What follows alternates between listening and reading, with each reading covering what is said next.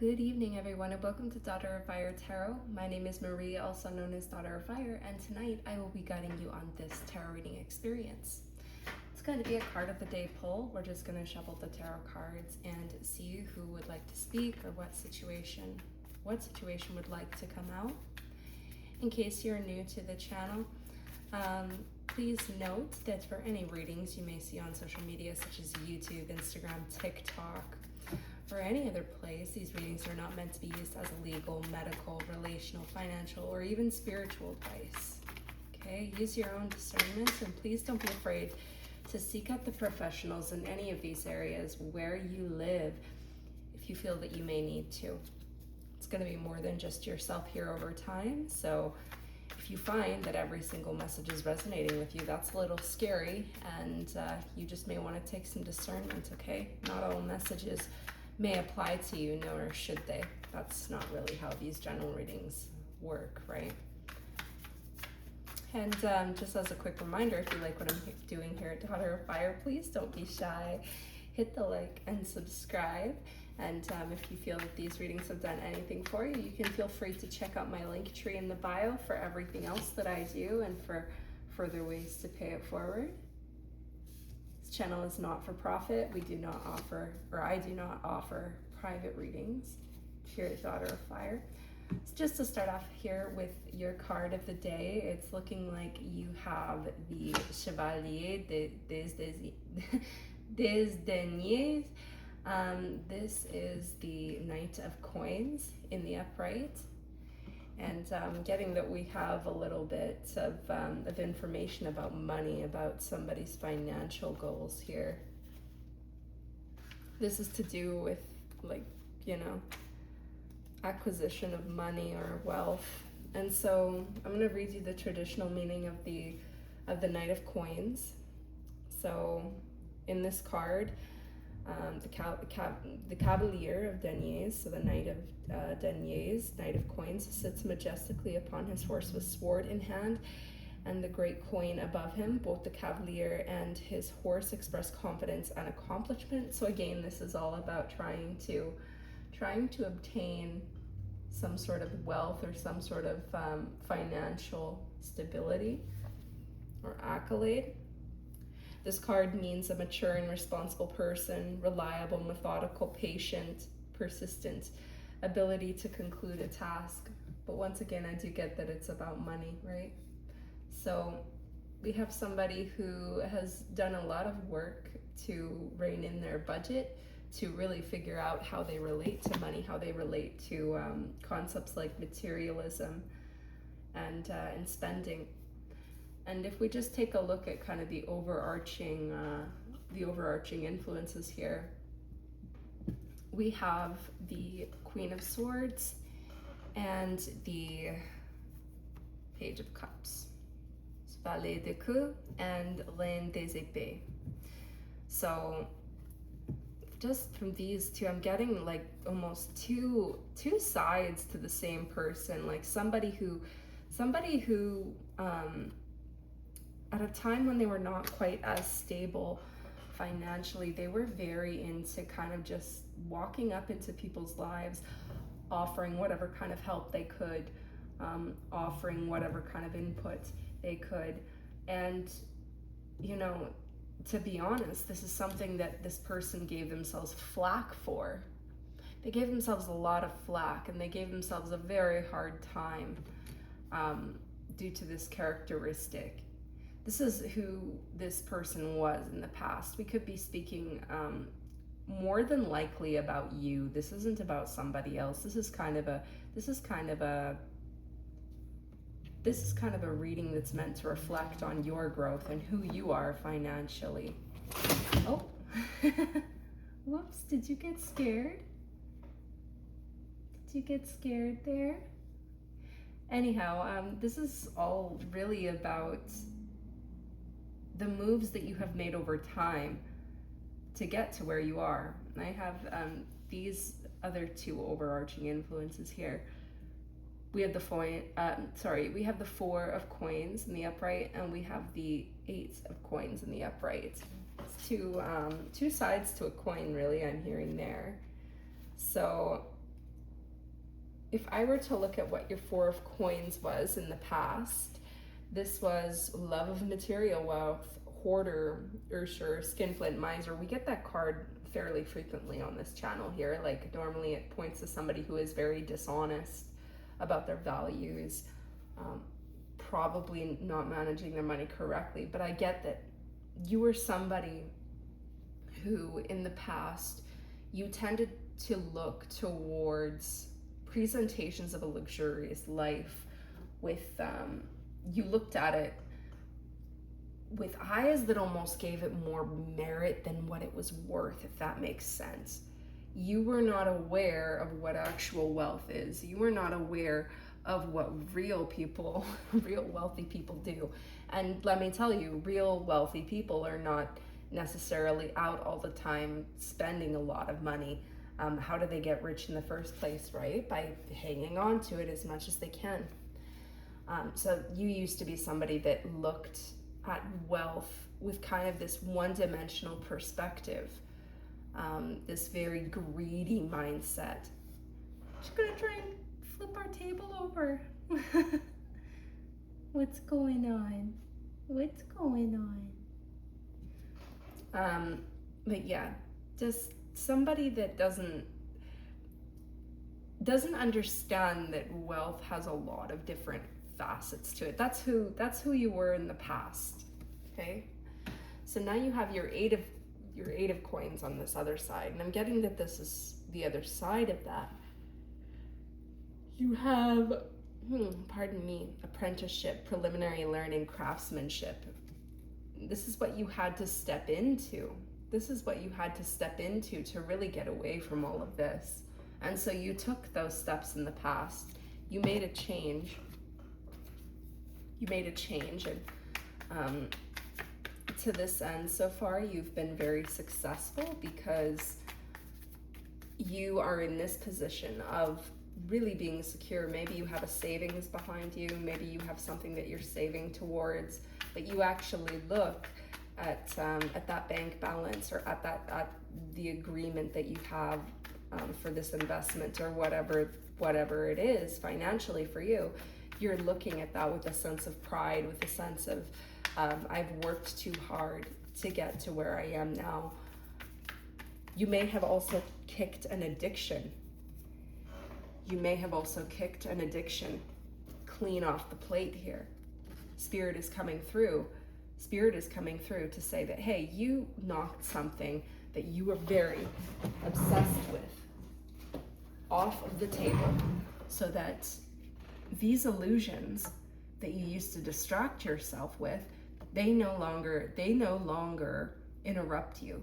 They no longer have that opportunity. Your mind has been changed. The other shoe has dropped. It dropped a long time ago, and now you're just at the point where you're walking.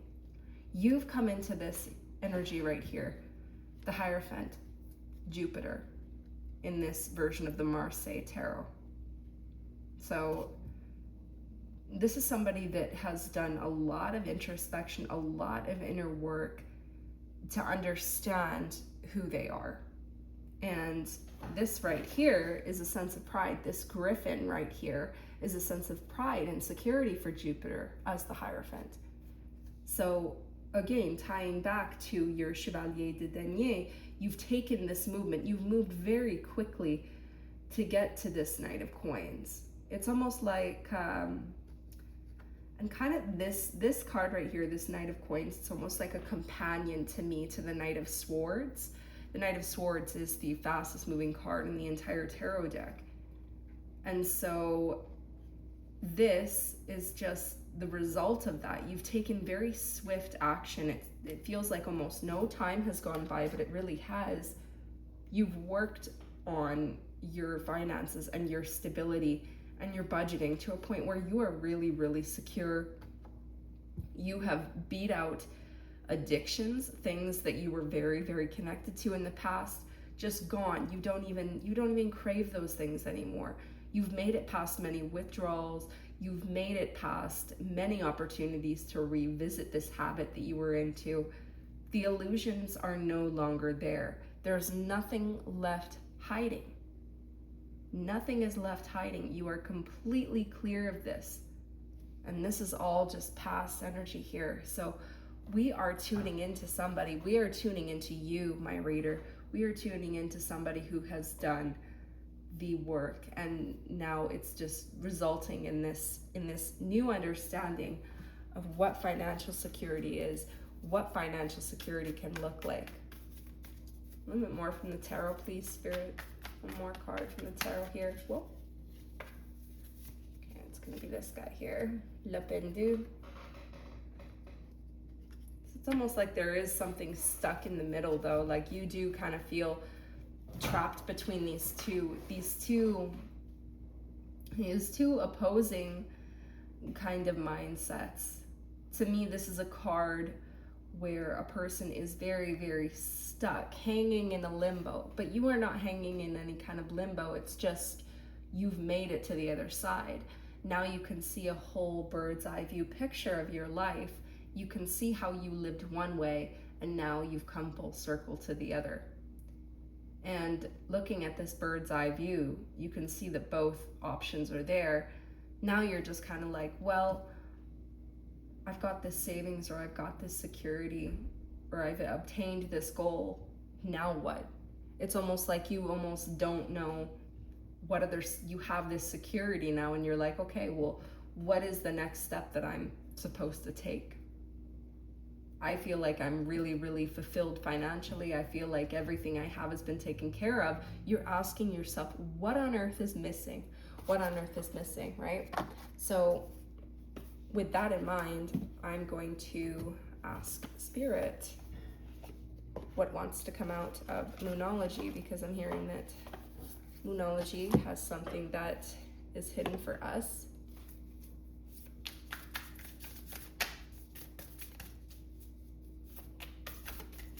I'm totally like just, I don't know, let's do it. Let's do it that way. Let's shuffle with the cards open. I just noticed that I grabbed the deck completely in the wrong manner here. I can't see what I'm grabbing here though. I'm looking away. I'm looking away, and we're just gonna let fall what falls.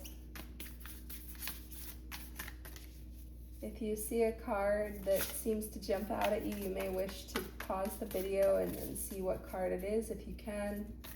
But we're gonna let what's gonna fall out, fall out. One card to show, oops. Okay, well, we did have one that fell on the ground, but I'm getting that that's not the one, or maybe it's actually for another part of this message. Spirit will tell me when to pick it up. A personal issue reaches resolution, full moon in Cancer. I would say that, again, you're definitely on some sort of a trajectory where financially, materialistically, you are fulfilled. But inside, there is something that you are missing. There is something that you have overcome, and you've essentially resolved what you've had to resolve for all of these years. You are good. It's just you don't feel good on the inside. I'm gonna leave this card right here. We're gonna pick that up at some point. Spirit wants me to get some messages here to see what is it that you would like to say, like what kind of inner dialogue is your spirit having about this situation?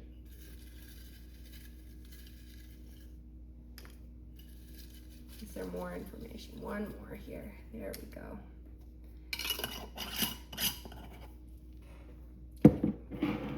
So, so what your spirit is trying to say, from here on I cast away all demons. You definitely did that. Something to do with an addiction that you overcame here. I've been avoiding this. Okay, so you have, from here on I cast away all demons. Second one is, I've been avoiding this. So there could be something that, you know, while you've been focusing on your financial well-being, there's something, you know, some emotional matter that you have going on, which could require, which which could require your attention. Hi, baby. Hi, honey. Okay, and then we also have everything is overwhelming me. When you feel a little bit restless, that can be a cause for overwhelm for sure. So I'm really tapping into an energy of somebody that's almost stir crazy here. There's no one else around. Oh, could you be feeling lonely? You know, you have all this stability, this security, and now what? You feel like there's nobody to celebrate with or no one to share it with. There is someone else. Oh God, guys. I mean, I don't know. I'm really not getting that this is, you know, necessarily a love situation. I'm just tapping into somebody that needs community, needs connection. There's no one else around. There is someone else. Well, you sit with two truths. There is nobody else around you, but also you are maybe somebody who you take yourself out on these outings, you are out and about every day, and you see people out on your day-to-day who are out, maybe out for drinks, maybe out for coffee, you know, a friend group that's having, you know, banter at the bar or something like that.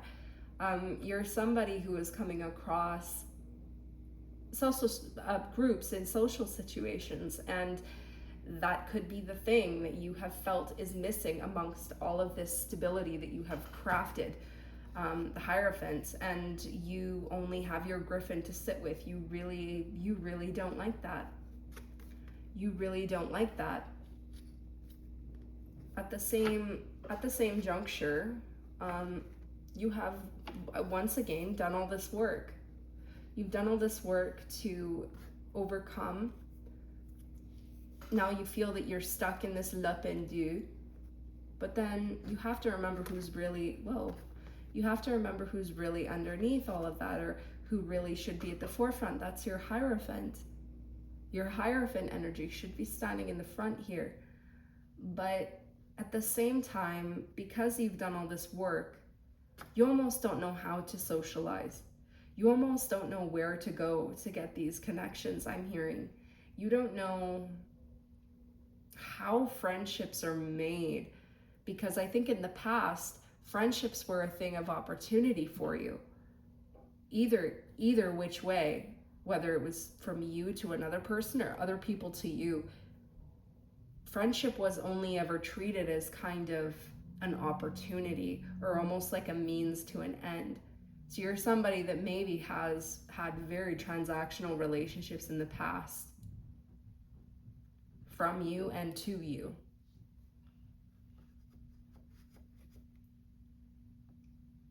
That's tough.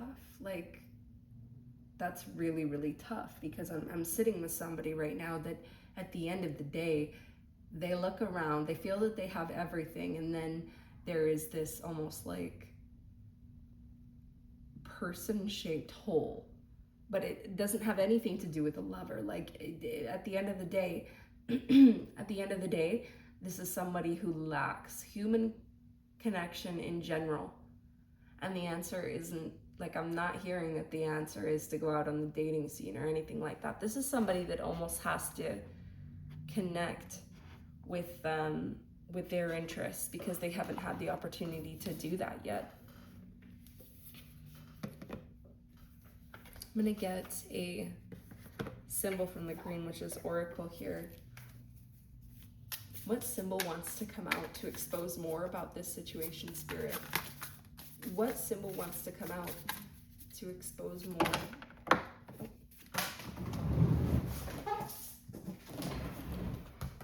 Oh, I'm dropping everything tonight.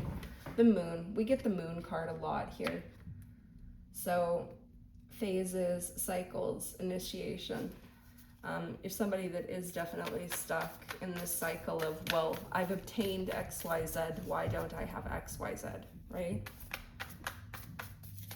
And like, if you think about it, getting financially stable, getting access to money, getting a bigger paycheck, whatever it is, that doesn't guarantee you a social life, right? That's a completely, whatever skills you have as far as as far as obtaining your stability, like whatever work you do, that's completely separate from your social skills. And I feel like maybe that's something that a lot of people overlook when they've gone through anything like career development, etc. You know,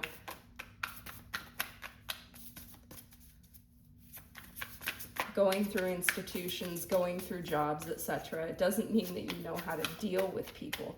Yeah, I'm getting somebody that's book smart, very book smart, but not necessarily in the way of relationships.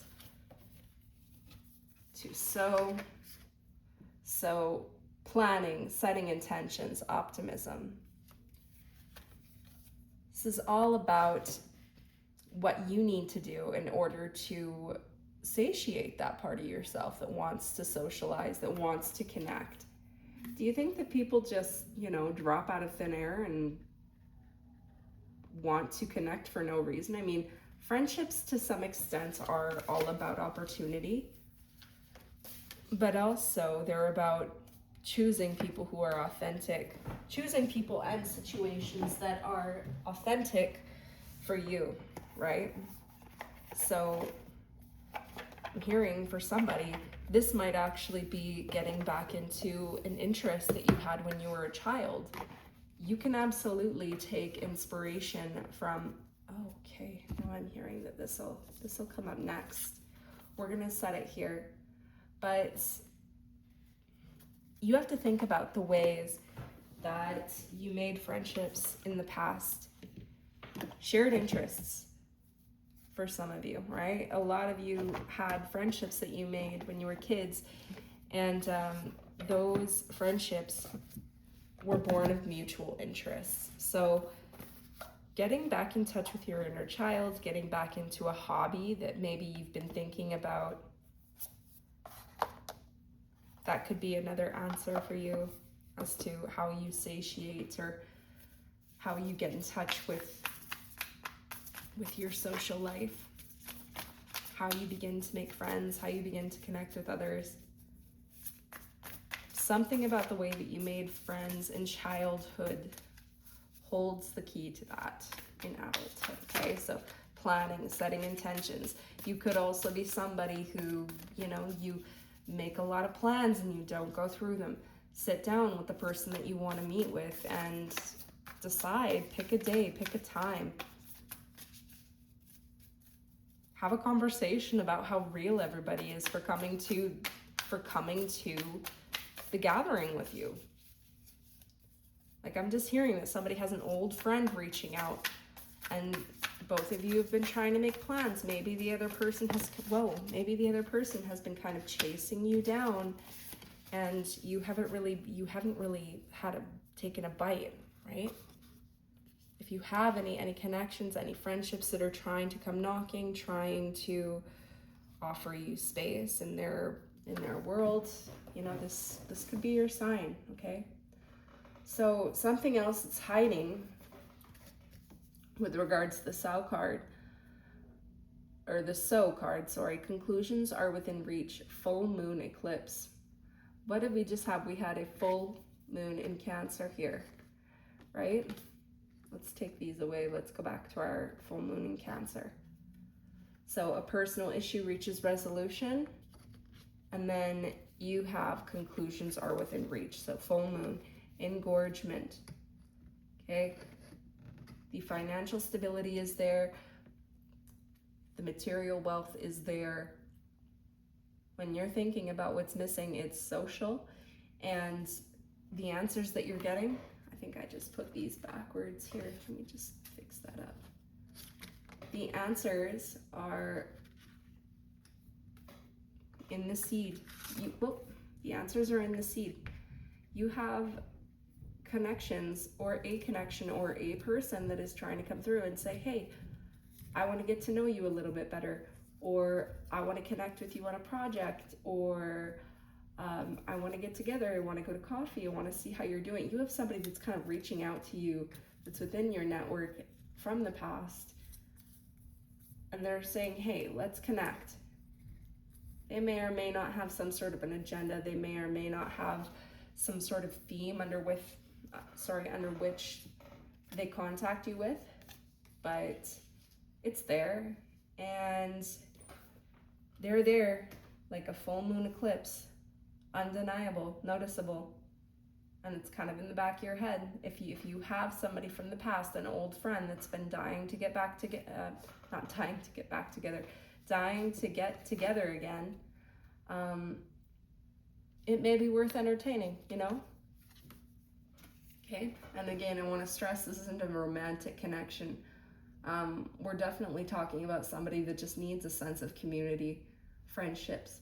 Something to keep in mind here, Spirit wants you to know as far as your spiritual guidance for this situation is that you're not for everyone. Okay, a lot of the time when we put ourselves in social situations, we are being perceived, which you can take it or leave it, right? If you care about how other people perceive you, I mean, you either do or you don't. But the advice here is just embrace your weirdness, face your true north, get on your north node, right? Honestly, like, you're already there with this stability that you are on your north node. You just have to stay there and don't perform for other people. Don't become something that you're not, right? I'm gonna read from the Starseed Oracle Guidebook about this card because I hear that there is just general guidance as far as that goes that you need to hear specifically from the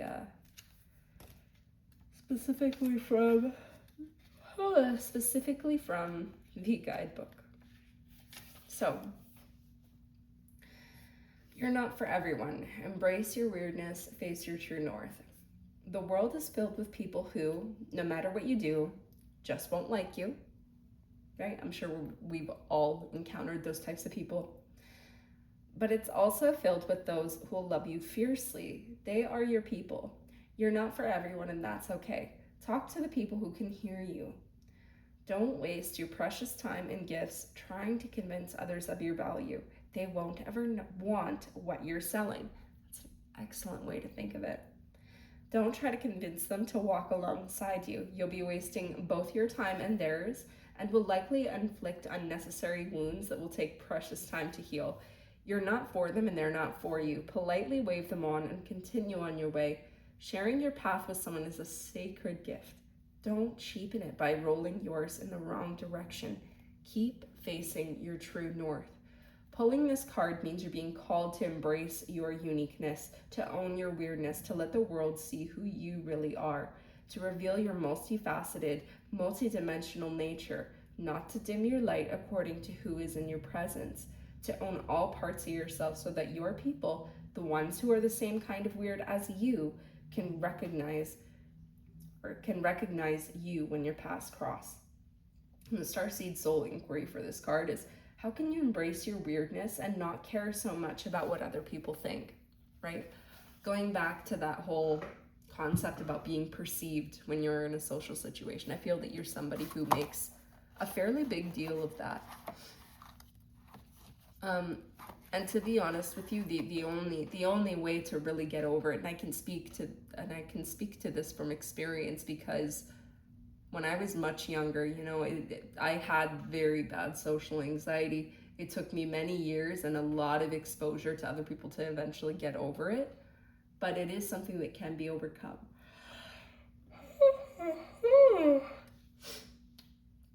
So once again, going back into who you are, back into the way that you used to make friends when you were a child. Think about satisfying friendships, satisfying connections that you had as a kid. Where were those friendships made? What interests surrounded those friendships?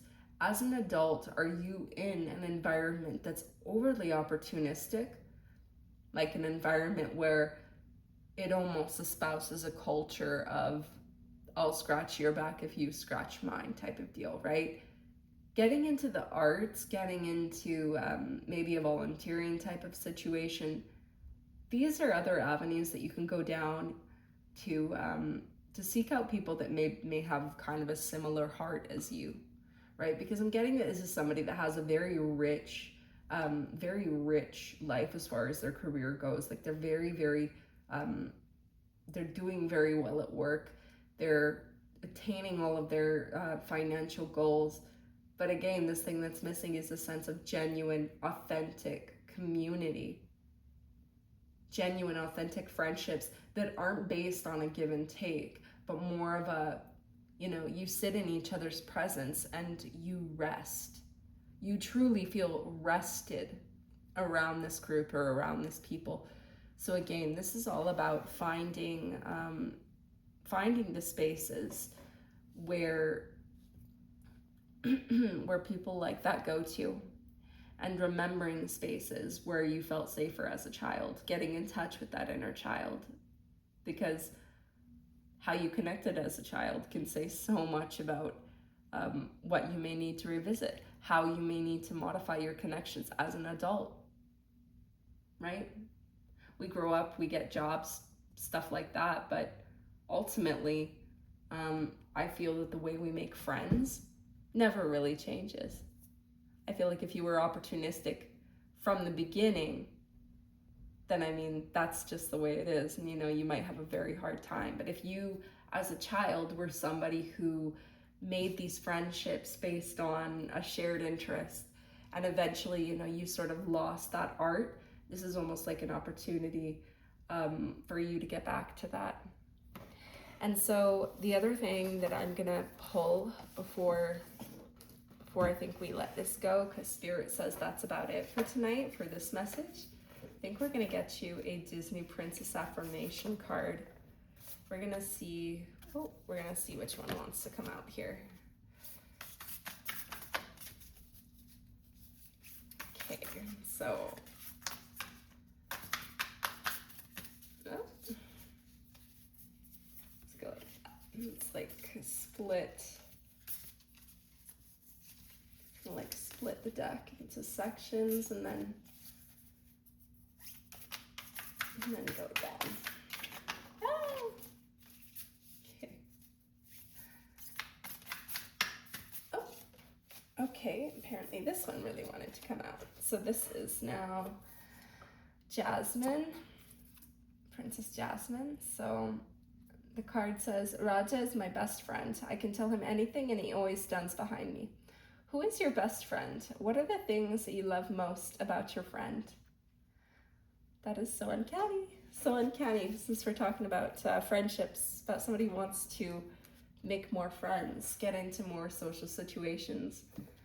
I think that you have to think about the kind of person that you are, the kind of people that would fit into your circle,